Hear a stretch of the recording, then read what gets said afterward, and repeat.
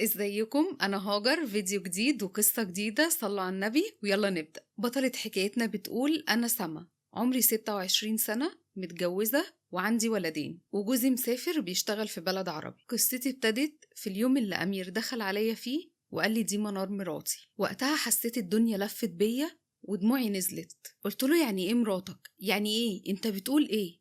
بص لحماتي ساعتها وهو متوتر جدا. رد عليا وقال لي: زي ما سمعتي كده، أنا اتجوزت منار. أنا كنت في غربة وأنا راجل ليه احتياجاتي، ومنار كانت مناسبة جدا ليا.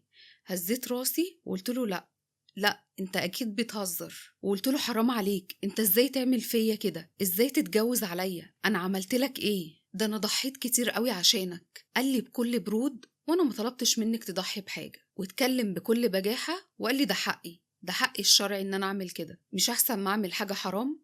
صرخت فيه وقلت له: تعمل حاجة لو حابين تكملوا القصة، اسم القصة موجودة على الفيديو، وكمان في سهم تحت صورتي في الفيديو، دوسوا عليه هيدخلكم القصة على طول.